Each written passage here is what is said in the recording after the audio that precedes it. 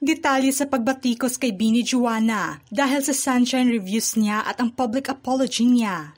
Bini Juana, muling binatikos ng mga netizens dahil nasa kanyang Sunshine movie review. Ito ang buong istorya.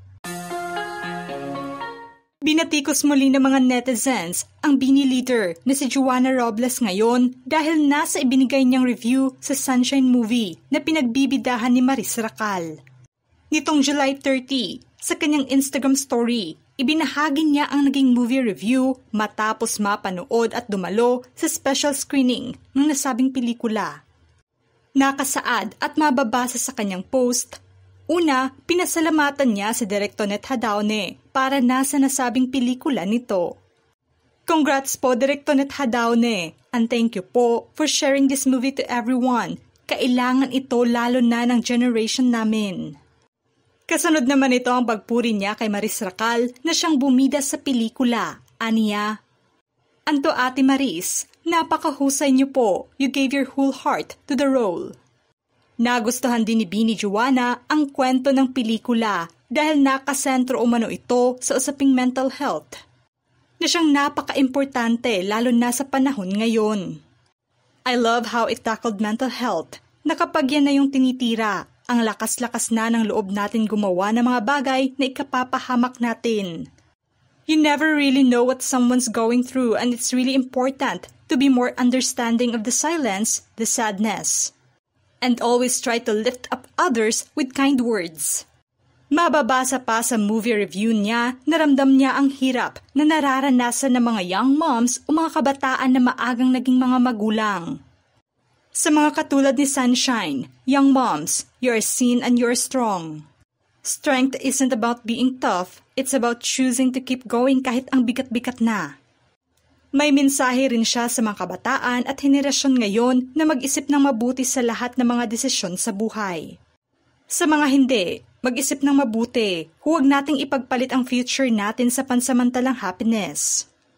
Pinuri rin ni Bini Juana ang Sunshine movie na isang napakagandang pelikula na kailangang panoorin ng lahat.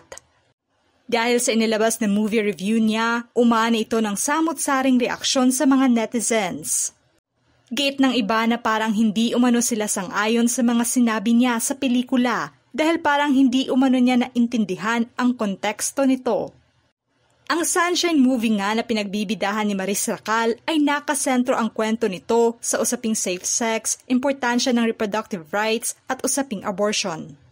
Base kasi sa movie review ni Bini Juana ay tila nag-focus umano ito sa mental health at hindi niya nabigyang importansya ang totoong nais iparating ng pelikula. Sa komento pa ng mga netizens, parang may malinis Juana, parang mental health yung takeaway niya sa Sunshine when it tackled safe sex and abortion as healthcare. Sunshine's mental state in the movie is actually stable, Mima. Hala ate ko, parang di naman dyan ang focus ng movie.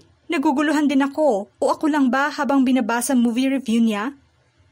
Disappointed with Bini Juana's take on Sunshine. Baka need ng Bini ng overall situationer ng reproductive health and rights sa Pinas. I can be a tribute po. Though sana, naintindihan talaga niya yung movie and sana nag-ingat lang siya. I don't know, halatang anti-abortion yung stance. Ewan sa'yo be. Hirap mo ipagtanggol, pero carry na, sa'yo man yan. Akala guro ni Miss Ma'am na literal hallucination lang ni Sunshine, si Anika at Ariana. Sa kabilang banda, ipinagtanggol naman ng ibang netizens at fans niya si Bini Juana at hirit na komento nila. Yan yung take niya, di siya mali. Di mo naman pwede ilimit lang sa pagkakaintindi mo yung pagkakaintindi ng iba sa pelikula.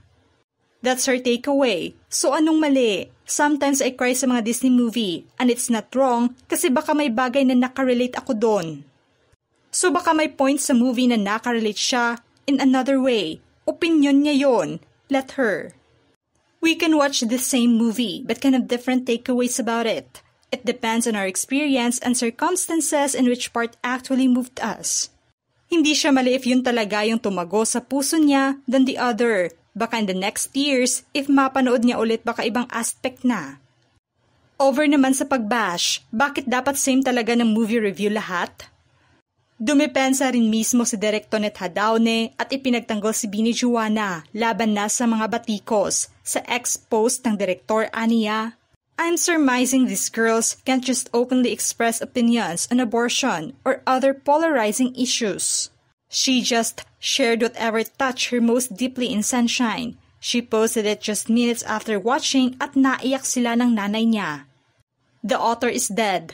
Kaya pag napanood nyo na, sa inyo na, kay Juana na ang Sunshine. Salamat Juana sa panonood at laging pag-support.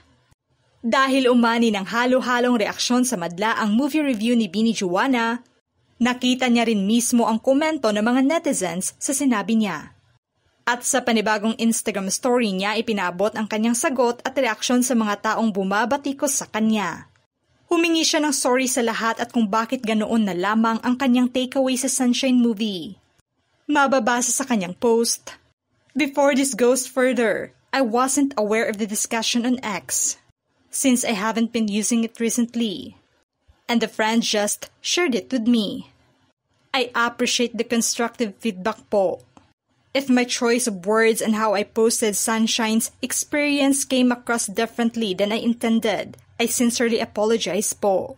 Nais umano niyang i-emphasize ang bigat ng pressure sa paligid at kung gaano ka-crucial ang suporta ng mga taong nakapaligid sa iyo.